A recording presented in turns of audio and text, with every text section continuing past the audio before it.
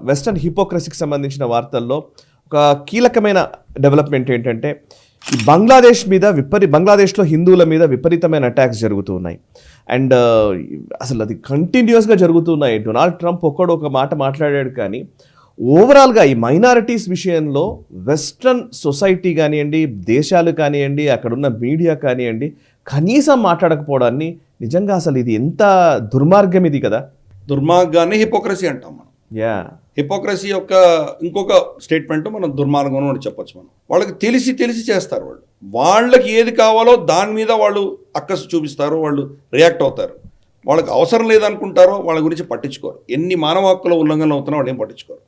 బంగ్లాదేశ్ చిట్టగాంగ్లో ఒక పర్టికులర్ ముస్లిం shop owner Facebook పోస్టులో కొన్ని తప్పు పోస్టులు హిందువుల వ్యతిరేకంగా రాయడం, ఎస్పెషల్లీ ఇష్కాన్కి వ్యతిరేకంగా అతను ఇచ్చిన పోస్టులన్నీ దానికి నిరసిస్తూ వీళ్ళు షాప్స్ అన్ని షట్ డౌన్ చేసి కొంత ఘర్షణ వాతావరణం అక్కడ ఉంటే పోలీసు ఆర్మీ, యాక్చువల్గా చిట్టగాంగ్లో ఆర్మీ ఉన్నది, బంగ్లాదేశ్ ఆర్మీ, వీళ్ళు వచ్చి హిందువులని చితకబాది కొంతమంది చంపారంటున్నారు. మరి ఇంకా డీటెయిల్స్ రావాలి.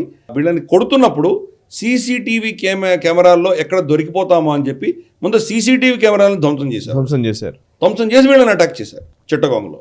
అండ్ ఇంత దారుణమైన పరిస్థితి. ఈ యొక్క పరిస్థితిని ఒక్క వెస్టర్న్ దేశానికి సంబంధించిన లీడర్ కూడా దీని గురించి మాట్లాడరు.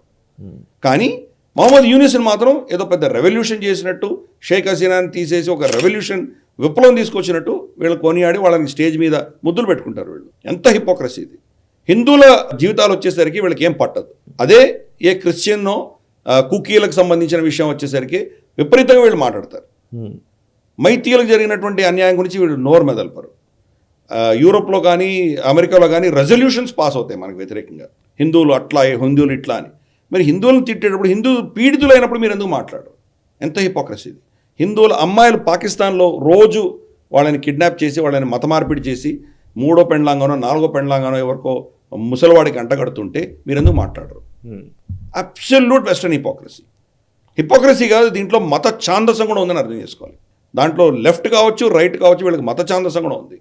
హిందువులు అనేసరికి కామన్ ఎనిమీ అవుతారు.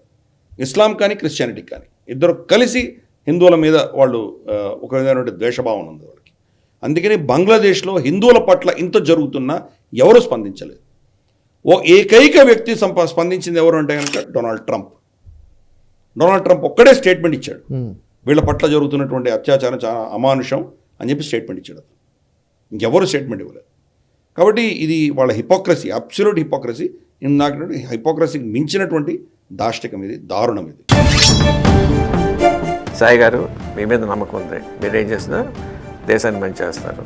మీరు ఓటీటీ ఛానల్ ఓపెన్ చేస్తారు. Give me the honour to become the first subscriber.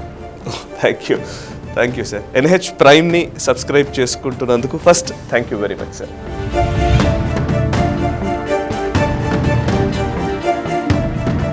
ఈ వీడియో మీకు నచ్చినట్టయితే లైక్ చేయండి, 10 మందికి షేర్ చేయండి. అలాగే కామెంట్ల రూపంలో మీ అభిప్రాయాలను మాతో పంచుకోండి. Nationalist hub group of channels ను సబ్స్క్రైబ్ చేసుకుని తెలుగునాట జాతీయవాద జర్నలిజాన్ని ప్రోత్సహించండి. ఈ వీడియో కింద ఉన్న బెల్ ఐకాన్ పై క్లిక్ చేయడం మర్చిపోవద్దు.